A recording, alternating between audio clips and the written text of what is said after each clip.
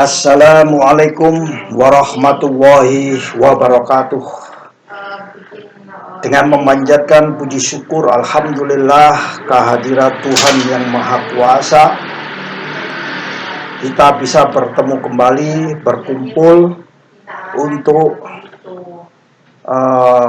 berbagi perihal keagenan kapal yang ada di Indonesia. Keagenan kapal yang ada di Indonesia sesuai dengan pola yang ada selama ini, mungkin yang sudah menerapkan dengan standar-standar internasional adalah keagenan yang berasal dari perusahaan-perusahaan pelayaran yang cukup besar di Indonesia. Namun juga ada perusahaan-perusahaan yang kecil yang juga telah menerapkan tata cara keagenan kapal ini dengan baik.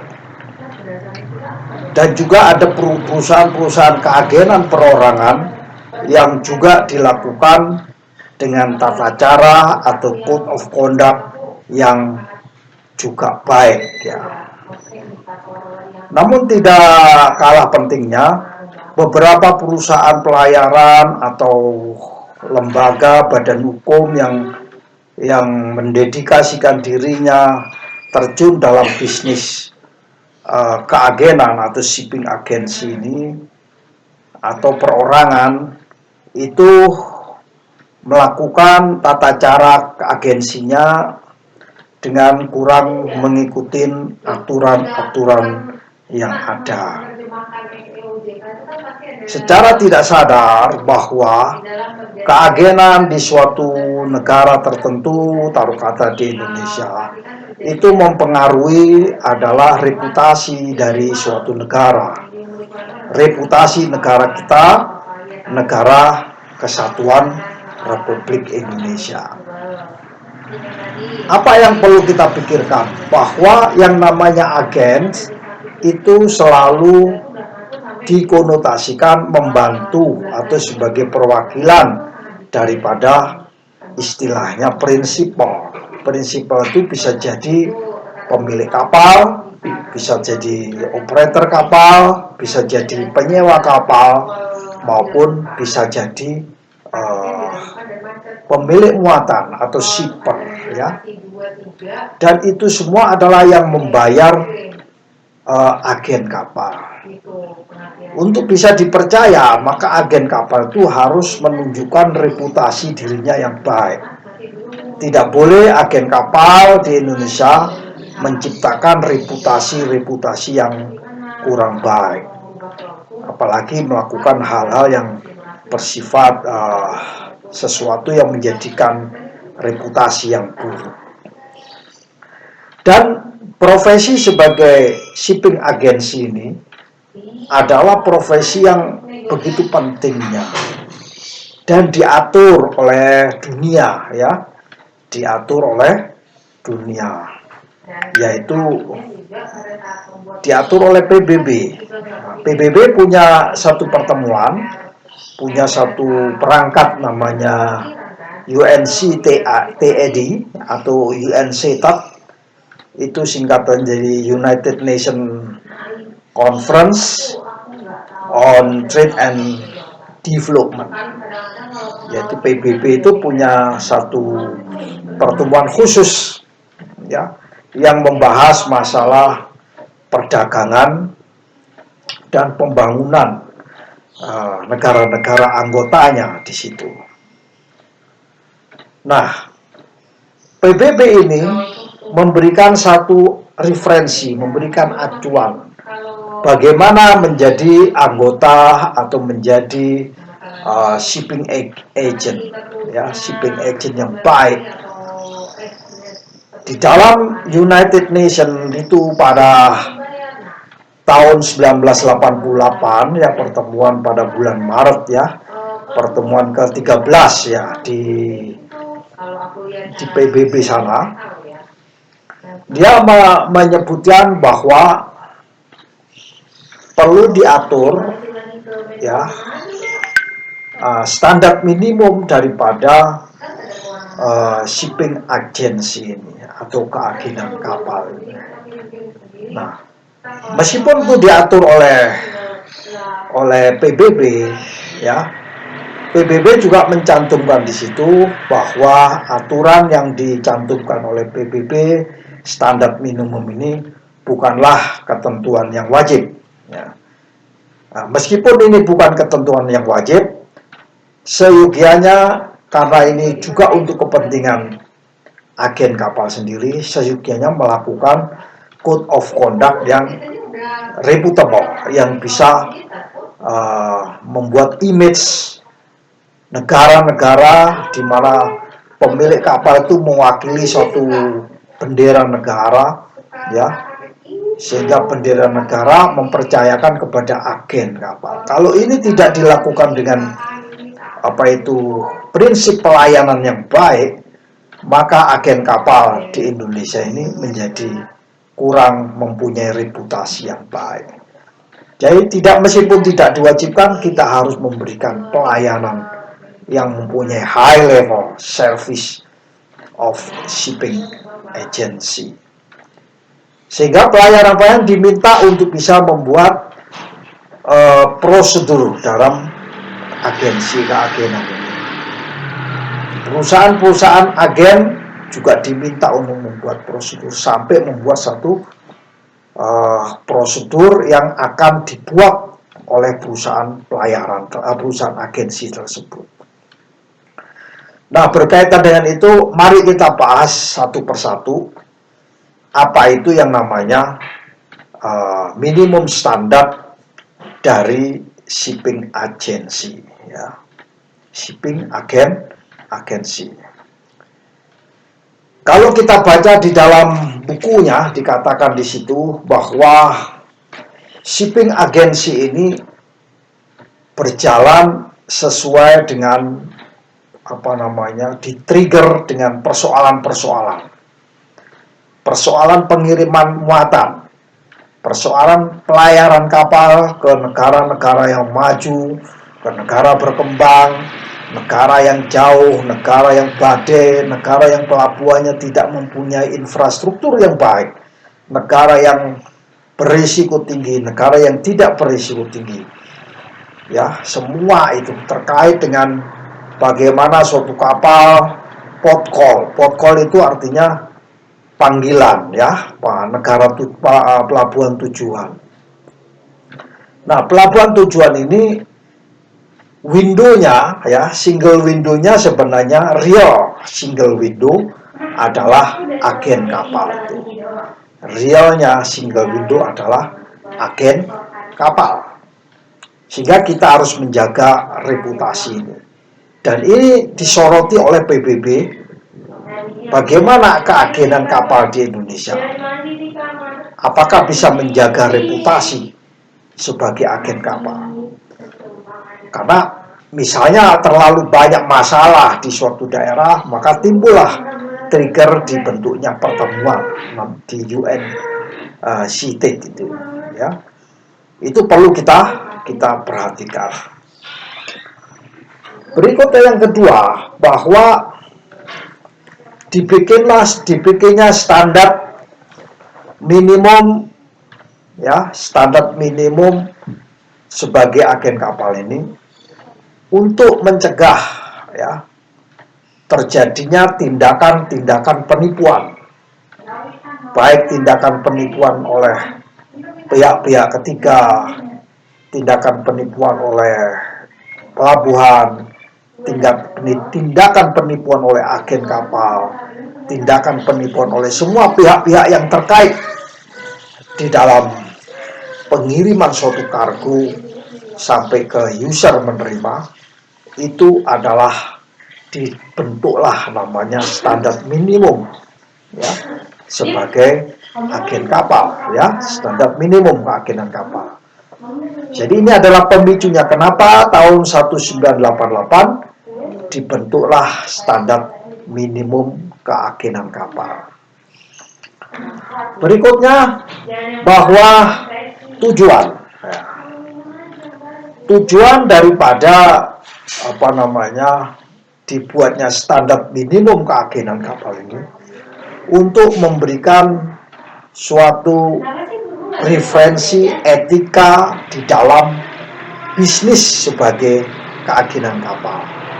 Etika, perilaku, ya, tata krama, ya, tata cara ucapan, tata bertindak, tata menerima dokumen, tata cara mengurus dokumen, tata cara bagaimana cargo handling, bagaimana cara loading, bagaimana cara melakukan kepanduan, bagaimana tata cara memberikan support, terutama agen-agen yang husbanding agen, atau bagaimana boarding agent itu. Bagaimana forwarder? Forwarder adalah bagian daripada shipping agent. Jadi kita harus bisa membedakan mana itu port agent, mana yang namanya cargo agent, mana itu agent yang merepresentasi daripada perusahaan pelayaran itu. Bagaimana forwarding, ya. Ini semua ada etika bisnis yang harus dipegang oleh seorang shipping agent, sehingga tujuan daripada dibentuknya standar minimum shipping agent ini oleh PBB itu adalah menggariskan etika dalam bisnis shipping agent. Di dalam UNCTAD ini itu juga sebagai tempat untuk pembelajaran, tempat untuk belajar. Tentunya seorang shipping agent tidak mungkin bisa melakukan agensi dengan baik tanpa ada satu kesalahan. Kesalahan ditolerir dengan cara diimprove dengan perbaikan. Melalui standar minimum ini, maka diharapkan ada perbaikan daripada shipping agent ini. Karena zaman dahulu kapal dari Inggris pergi ke Afrika, budayanya berbeda, menemukan suatu masalah. Dari Inggris ke India juga berbeda, Inggris ke Singapura dan Inggris ke Indonesia. Budaya masing-masing negara ini berbeda dan bisa saja menimbulkan suatu persoalan, misalnya persoalan bahasa.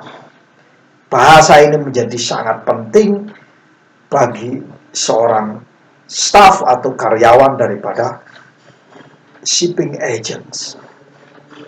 Ini adalah salah satu tujuan kenapa dibentuknya standar minimum agensi ini. Standar minimum agensi ini juga mempunyai tujuan untuk penyihatan finansial, ya. Finansial satu perusahaan agen, agar bisa mengarahkan satu agen kapal ini mempunyai support daripada sumber daya keuangannya, atau mungkin bisa mendapatkan support dari bank, support dari lembaga keuangan, support dari perusahaan pemberi kredit. Itu adalah tujuan daripada shipping agents minimum standard ini yang dibikin oleh IMO. Seperti halnya yang tadi saya sampaikan, bahwa tujuannya adalah untuk mencegah, ya, penipuan, fraudulent, ya, mencegah sesuatu yang menyimpang, deviasi daripada apa yang sudah disepakati antara shipping agent dan prinsipal. Dan juga menjadi panduan, ya. Tujuan berikutnya adalah menjadi panduan bagi otoritas nasional di dalam memberikan izin-izin atas berdirinya satu shipping agent, memberikan panduan bagaimana cara mengawasi shipping agent, memberikan panduan bagaimana cara melakukan enforcement kepada suatu shipping agent yang melakukan pelanggaran-pelanggaran. Juga sebagai panduan bagi asosiasi keagenan kapal. Di Indonesia ada juga asosiasi keagenan kapal. Maka bisa mengambil referensi acuan daripada standar minimum daripada UNCTAD. Kawan-kawan para praktisi maritim dan keagenan kapal, bahwa di dalam melakukan keagenan kapal ini ada banyak pertanyaan yang timbul kepada saya berkaitan dengan keagenan ini. Pak, apakah kami perorangan bisa mendirikan keagenan? Bisa, sesuai dengan United Nations Conference on Trade and Development ini, seorang perorangan itu bisa membentuk keagenan dengan catatan dipercaya oleh pemilik kapal, dipercaya operator, dipercaya oleh shipper, ya, dipercaya oleh penyewa kapal. Dan ini semua dibayar oleh pemilik kapal, sehingga agen tersebut harus melaksanakan melaksanakan apa yang diminta atau kepentingan dari pemilik kapal atau penyewa, pencharter atau pemilik muatan. Saya menjawab lagi pertanyaan yang kedua, Pak, bagaimana mengenai perusahaan namanya jual beli kapal atau sales and purchase company yang tujuannya adalah untuk jual beli kapal. This is one of agency, dan ini diatur oleh shipping agent minimum standard. Ini bagian daripada suatu keagenan. Karena jual beli kapal itu adalah bagian daripada siklus kehidupan dari suatu kapal. Siapa tahu pada siklus tertentu, karena ekonomi waktu itu sangat tidak menguntungkan kapal dioperasikan oleh pemilik kapal yang jauh, maka pada siklus kuadran tersebut kapal tersebut dijual oleh pemiliknya, sehingga membutuhkan agen untuk bisa menjualkan satu kapal, juga mencarikan pembelinya. Itulah disebut broker. Itu pertanyaan dari kawan-kawan. Pak, bagaimana Pak cara melakukan negosiasi dan bagaimana cara pengawasan sewa menyewa kapal? Ini juga bagian daripada standar minimum. Cara melakukan negosiasi itu dituangkan di dalam suatu kontrak, ya. Kita harus membuat suatu kontrak, ya. Kontrak apa itu? Agensi, ya. Nah, itu kontrak agensi. Nanti kalau membutuhkan bisa langsung ke saya. Nanti akan saya berikan kontrak.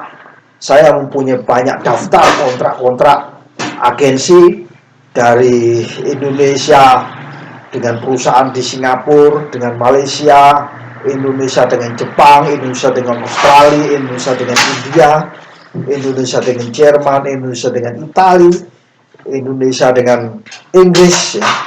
Saya mempunyai, dan banyak dari kontrak-kontrak agensi antara pemilik kapal dan agen dari antar negara ke negara lain. Itu saya kumpulkan dalam bentuk database, ya, karena tujuan kami tidak lain untuk mengajar, ya, beginilah suatu variasi, ya, variasi kontrak, dan itu disebut dengan melakukan negosiasi oleh agen kapal kepada prinsipalnya. Termasuk bagaimana cara kita mengawasi pelaksanaannya bagaimana? Bagaimana kita diawasi oleh prinsipal, ya. Itu adalah ada dicantumkan di dalam salah satu klausul di dalam definisi di dalam standar minimum keagenan kapal yang dituangkan oleh UNCTAD. Seorang agen kapal itu harus, salah satunya ada namanya cargo agent. Pekerjaannya adalah hanya mengumpulkan muatan-muatan. Muatan A, B, C, D sampai Z, jenis muatannya dikumpulkan. Nah, seorang agen kapal yang smart, pasti dia mempunyai satu shipper-shipper dan dikelompokkan shipper-shipper tersebut. Jenis berdasarkan jenis muatannya. Ada yang muatan curah cair, ada curah padat. Curah cair berbagai jenis, misalnya ada oil tanker, ada chemical tanker, ya, ada liquefied gas carrier. Nah, semuanya akan dikumpulkan. Seorang cargo agent ini harus mempunyai database, ya.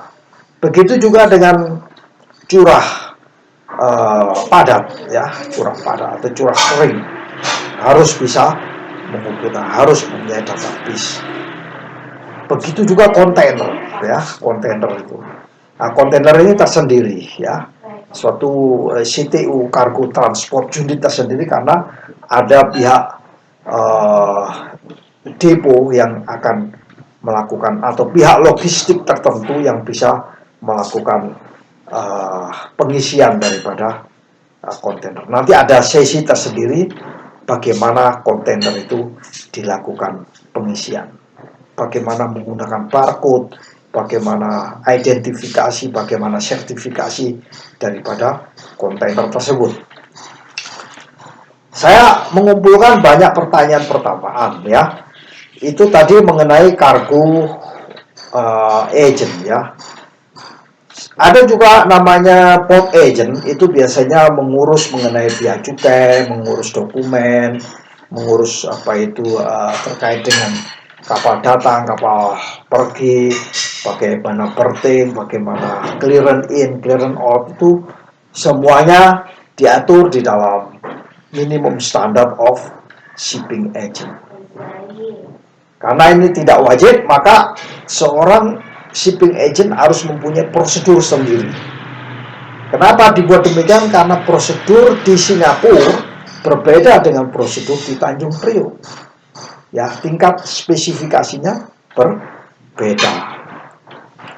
Seorang shipping agent harus mempunyai daftar kegiatan kapal selama ada di pelabuhan. Dan siapa yang bertanggung jawab, itu semua di-list dalam bentuk tabulasi. Dan sekarang sudah ada software yang bagus yang diterbitkan oleh kawan-kawan praktisi maritim terkait dengan bagaimana list of activities ship di pelabuhan, ya. Bagaimana itu semua, terus siapa partner yang ada di pelabuhan, apa yang dilakukan, semuanya tinggal di klik semuanya. Dan itu sangat bermanfaat karena kapal ini membutuhkan kecepatan yang tinggi. Ingat zaman dahulu ada zaman dwelling time, isu dwelling time. Salah satunya adalah kegiatan kapal di pelabuhan itu karena tidak di list down dan tidak dilakukan metrik dan tabulasi, sehingga kecepatan itu tidak terpikirkan. Efektif, efisien dengan biaya yang murah. Semuanya biaya-biaya harus akuntabel, harus ada tanda terimanya semuanya. Bila tidak ada tanda terima, itu adalah bertendensi, yaitu fraudulent, bertendensi untuk bisa menciptakan hal-hal yang tidak diinginkan, karena ini akan diaudit, ya, akan diaudit oleh akuntan publik, ya, supaya bisa di-trusted, percaya oleh prinsipal. Kemudian bila suatu dokumen misalnya mati, sertifikatnya mati, sertifikat kelasnya mati, maka agen kapal itu bila di dalam kontraknya bisa mewakili pemilik kapal, maka agen kapal tersebut harus menghubungi badan klasifikasi untuk mengaktifkan kembali kelasnya. Ya, kelas ayak mereka harus mendatangi itu atau email kepada kelas ayak. Sekarang tidak perlu lagi seorang agent harus datang ke badan klasifikasi karena kelas ayak sudah membuka secara online, semua application bisa menggunakan online. Begitu juga dan badan klasifikasi nasional tidak perlu datang ke BKI, cukup dengan online. BKI sudah membuat kesetaraan dengan badan klasifikasi internasional. Bagaimana halnya kegiatan kargo? Nah, kargo ini mempunyai kegiatan tersendiri. Kalau tadi ada kegiatan kapal, kapal datang, kapal sandar, kapal unloading, kapal loading, kapal clearance in, clearance out, kapal lepas sandar, kapal lewat VTS, ya, sampai kapal lepas dan penagihan. Maka sekarang ada namanya kegiatan kargo. Seorang cargo agent harus bisa tracing kegiatan kargo mulai dari manufacturer, misalnya dari Cikarang atau dari Tangerang atau dari manapun real industrial estate atau dari pabrik, ya, itu mempunyai satu proses misalnya bagaimana barcoding, bagaimana mengukur berat kontainer. Ya, kontainer kan ada namanya VGM. Seorang agent harus tahu itu namanya VGM. Bagaimana kontainer itu dilakukan penimbangan, ya. Bagaimana kontainer dimasukkan ke dalam pelabuhan. Bagaimana scanning, ya. Bagaimana scanning kargo itu. Bagaimana dia harus berada di depo dan bagaimana dia harus dilakukan proses loading. Itu semua adalah aktivitas daripada cargo agent. Perusahaannya di Indonesia disebut perusahaan bongkar muat, ya, bongkar muat, ya. Tapi ada lain lagi, perusahaan bongkar muat berbeda dengan perusahaan forwarding. Forwarding yang meneruskan sampai user. Forwarding menarik muatan dari tempat pabrik sampai ke gudangnya dia, ya, stevedoring dan lain sebagainya, dan banyak lagi. Itu semua diatur di dalam standar minimum keagenan kapal, ya. Kemudian mengatur juga berkaitan dengan izin-izin kepada otoritas nasional. Kalau tadi kelas ada namanya izin, jadi ada sertifikat kapal yang terkait dengan 10 mandatory instrumen, bagaimana sertifikat cargo construction, bagaimana sertifikat safety equipment, bagaimana safety radio, ya, bagaimana passenger safety, bagaimana IOPP, bagaimana NLS, bagaimana dangerous goods certificate, bagaimana ISPP, bagaimana ISSG, ya, bagaimana ISM code-nya. Itu bagaimana IAPP, bagaimana IAPP, bagaimana AIAPP, semuanya harus tahu semua. Bagaimana korek, bagaimana loop line, ya, ILLC, bagaimana berkaitan dengan tonnage, watt ukur. Semuanya ini semua harus detail. Seorang shipping agent tidak hanya sekedar buka-buka keagenan, tapi kurang paham mengenai hal ini. Nah, namun itu nggak apa-apa. Sebagai tahap awal memang kurang paham, tapi ke depan dengan menggunakan standar minimum keagenan kapal ini akan menjadi improvement, dan itu yang diharapkan oleh PBB maupun diharapkan oleh pemilik kapal. Kemudian ada pertanyaan kepada saya, Pak, kalau gitu kualifikasi agen kapal itu apa? Belum ada kualifikasi yang mendefinisikan dengan tepat. Namun kalau kita mengadopsi daripada standar minimum PBB, dikatakan bahwa agen kapal ini harus punya pengalaman minimal 3 tahun, ya. 3 tahun menangani keagenan kapal, 3 tahun mewakili suatu prinsipal di dalam penanganan kegiatannya di suatu pelabuhan. Itulah salah satu kualifikasi. Pak, apakah harus? Sesuai dengan kalimat saya di depan, bahwa standar minimum yang diberikan oleh PBB ini tidak wajib, sehingga kita harus berkoordinasi dengan pemerintah, dengan otoritas nasional terkait dengan kualifikasi minimum.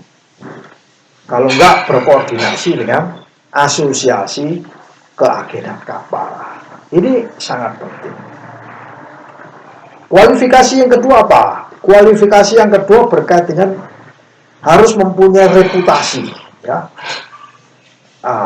Di PBB mengatakan, you punya reputasi bila you mendapatkan testimoni atau akreditasi dari 2 perusahaan agen yang besar yang bereputasi kepada you sebagai agen kapal. Itu menurut PBB.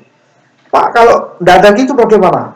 Nah, kembali lagi, otoritas nasional mengatakan bagaimana, asosiasi mengatakan bagaimana.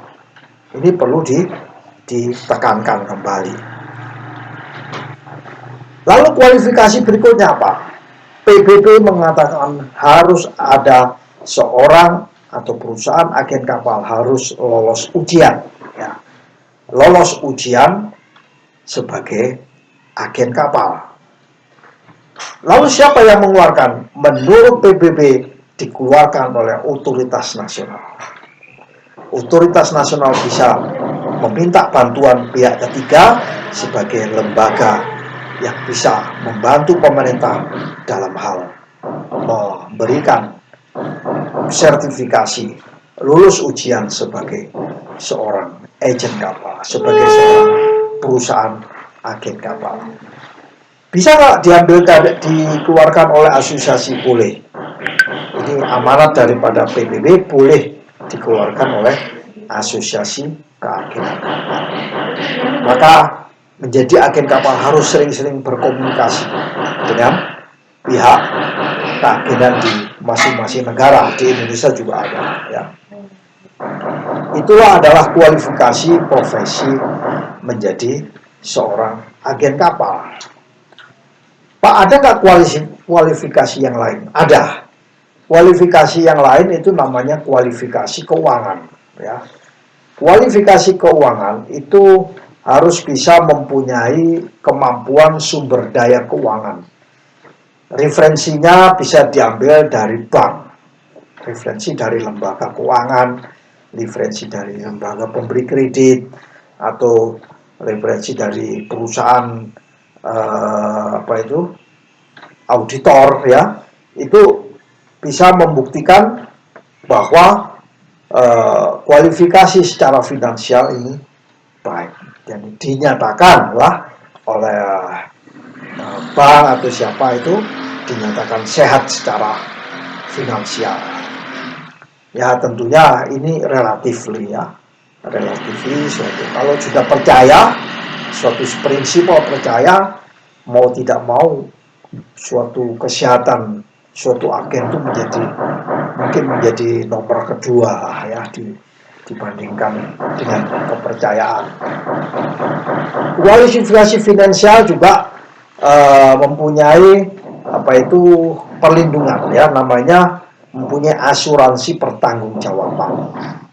Bila ada apa-apa, kerusakan kapal, kerusakan kargo, kecelakaan orang dan lain sebagainya, itu mempunyai asuransi pertanggungjawaban.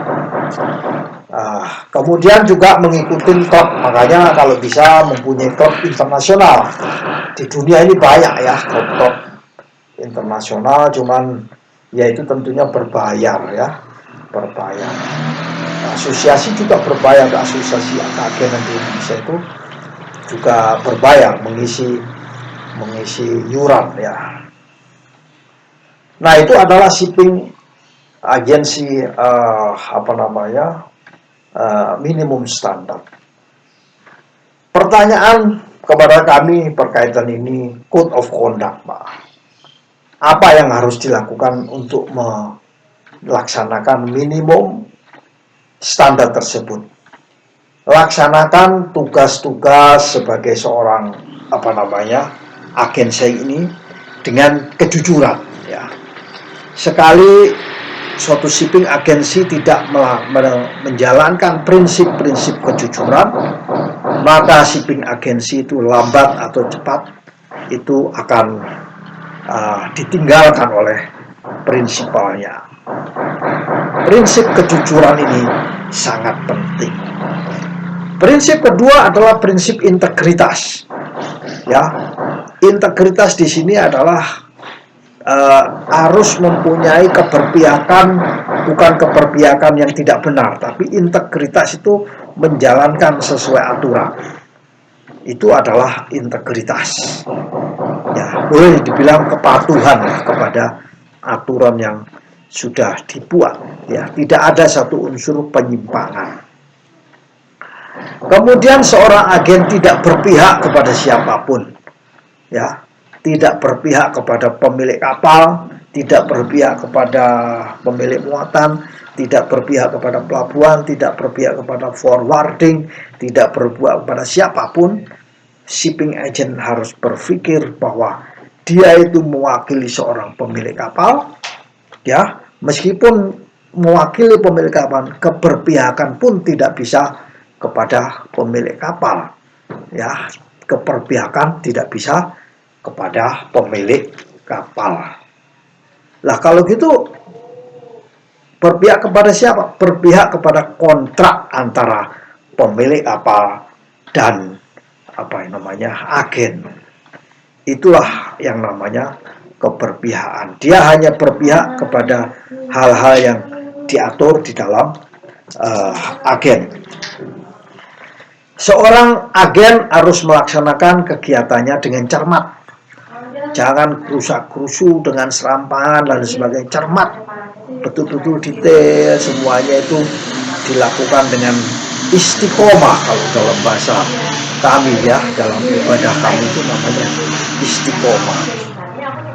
Dengan suatu standar kompetensi yang rajin, semuanya terpilah-pilah, tertata rapi, ya, kegiatannya itu dokumennya tertata rapi. Itu namanya rajin, tidy, ya. Nah, kemudian efisien dan efektif. Efisien artinya biaya tidak royal, sesuai dengan peruntukannya. Biaya-biaya efektif, tidak berlarut-larut, mengakibatkan dampaknya pada biaya standar yang cukup lama. Kemudian mengetahui hukum-hukum nasional suatu negara, hukum nasional negara lain, hukum-hukum lokal di situ, peraturan-peraturan pemerintah, peraturan presiden, undang-undang, peraturan menteri, ya, peraturan SK Dirjen, semuanya harus difahami oleh seorang agen kapal. Yang paling penting, code of conduct di sini adalah mencegah dan tidak melakukan tindakan yang bersifat penipuan, ya, fraudulent, penyimpangan, ya, yang tidak taat kepada aturan-aturan. Dan juga yang tidak kalah pentingnya yaitu berhati-hati di dalam menggunakan amanat uang yang sudah diberikan oleh pemilik kapal atau prinsipal in advance. Biasanya in advance, 50% in advance dia lakukan, mungkin 75%, atau mungkin menggunakan dana sendiri dan nanti ditagihkan, reimburskan, namanya debusment, ya, debusment kepada pemilik kapal atau prinsipal. Nah, code of conduct ini harus dilakukan semua. Nah, kalau tidak dilakukan, maka ada namanya peringatan. Tentunya yang memberi peringatan adalah otoritas nasional. Diberikan peringatanlah kepada agen tersebut. Kalau dia tercakup dalam organisasi keagenan, maka asosiasi keagenan akan memperingatkan bila tidak dilakukan dengan benar. Ini namanya penegakan hukum atau law enforcement-nya. Kemudian mengikuti syarat-syarat ya. Nah, kalau memang itu tidak mempunyai syarat-syarat, dilengkapilah, mohon segera dilengkapi, karena untuk comply, tujuannya hanya satu, yaitu untuk comply. Ada namanya law enforcement penghentian ya, sudah menjadi anggota di asosiasi, akhirnya dihentikan oleh asosiasi ya, biasanya penghentian untuk sementara ya, atau pencabutan izin beroperasi di pelabuhan tersebut.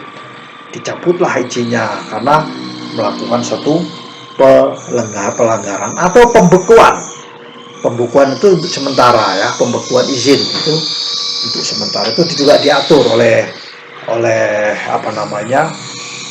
standar minimum daripada UNCTAD ini. Demikian itulah secara singkat apa yang kita berikan sebagai tambahan ilmu pengetahuan, tambahan pengalaman ya. Bagi yang belum memahami, ini bisa menjadi bekal. Bagi yang ingin mencari ilmu, ini menjadi tambahan.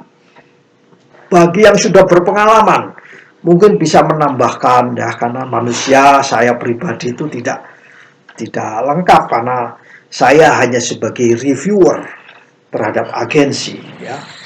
Mungkin saya pernah mengageni kapal-kapal Panama ya, tapi khusus terkait dengan kelas ya, Mungkin ada agen-agen kapal dari pihak pelayaran yang punya pengalaman yang lebih baik lagi. Itu alangkah lebih afdolnya untuk bisa menambahi di sini, sehingga saling melengkapi. Mudah-mudahan ke depan Indonesia menjadi negara yang disegani karena agensinya benar-benar profesional, dan Indonesia bisa menjadi, insya Allah, poros maritim dunia. Lebih kurangnya saya memohon maaf. Wallahul mu'afiq ila aqwamit thoriq. Wassalamualaikum warahmatullahi wabarakatuh.